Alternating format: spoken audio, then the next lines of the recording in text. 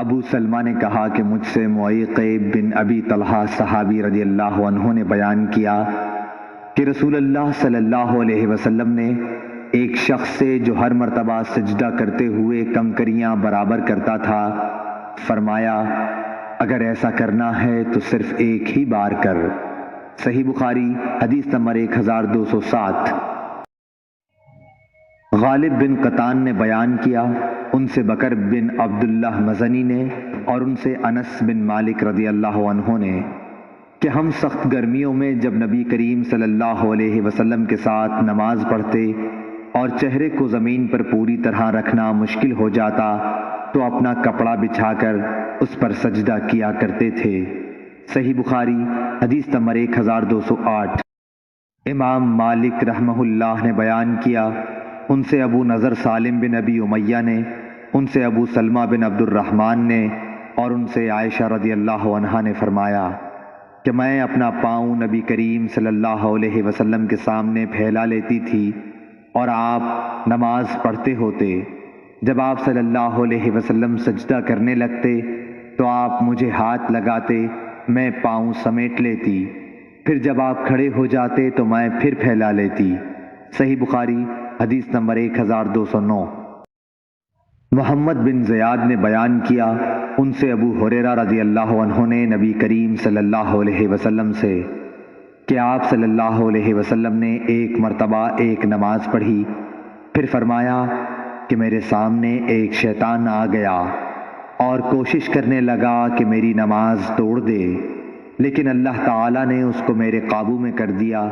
میں نے اس کا گلا گھونٹا یا اس کو دھکیل دیا، آخر میں میرا ارادہ ہوا کہ اسے مسجد کے ایک ستون سے باندھ دوں اور جب صبح ہو تم بھی دیکھو، لیکن مجھے سلیمان علیہ السلام کی دعا یاد آ گئی، اے اللہ مجھے ایسی سلطنت عطا کیجئے جو میرے بعد کسی اور کو نہ ملے، اس لیے میں نے اسے چھوڑ دیا اور اللہ تعالیٰ نے اسے ذلت کے ساتھ بھگا دیا۔ اس کے بعد نضر بن شمیل نے کہا کہ ذعتہ زال سے ہے، جس کے معنی ہے کہ میں نے اس کا گلا گھونٹ دیا، اور دعتہ اللہ تعالیٰ کے اس قول سے لیا گیا ہے یوم یدعون، جس کے معنی ہیں قیامت کے دن وہ دوزخ کی طرف دھکیلے جائیں گے۔ درست پہلا ہی لفظ ہے، البتہ شعبہ نے اسی طرح عین اور تا کی تشدید کے ساتھ بیان کیا ہے۔ صحیح بخاری حدیث نمبر 1210۔ آدم بن ابی ایاس نے بیان کیا، کہا کہ ہم سے شعبہ نے بیان کیا، ان سے ارزق بن قیس نے بیان کیا، کہا کہ ہم اہواز میں جو کئی بستیاں ہیں بصرہ اور ایران کے بیچ میں خارجیوں سے جنگ کر رہے تھے۔ ایک بار میں نہر کے کنارے بیٹھا تھا، اتنے میں ایک شخص ابو برزہ صحابی رضی اللہ عنہ آیا اور نماز پڑھنے لگا۔ کیا دیکھتا ہوں کہ ان کے گھوڑے کی لگام ان کے ہاتھ میں ہے۔ اچانک گھوڑا ان سے چھوٹ کر بھاگنے لگا تو وہ بھی اس کا پیچھا کرنے لگے۔ شعبہ نے کہا، یہ ابو برزہ اسلمی رضی اللہ عنہ تھے۔ یہ دیکھ کر خوارج میں سے ایک شخص کہنے لگا، اے اللہ اس شیخ کا ناس کر۔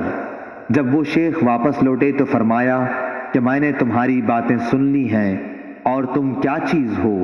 میں نے رسول اللہ صلی اللہ علیہ وسلم کے ساتھ 6 یا 7 یا 8 جہادوں میں شرکت کی ہے، اور میں نے آپ صلی اللہ علیہ وسلم کی آسانیوں کو دیکھا ہے، اس لیے مجھے یہ اچھا معلوم ہوا کہ اپنا گھوڑا ساتھ لے کر لوٹوں، نہ کہ اس کو چھوڑ دوں، وہ جہاں چاہے چل دے اور میں تکلیف اٹھاؤں۔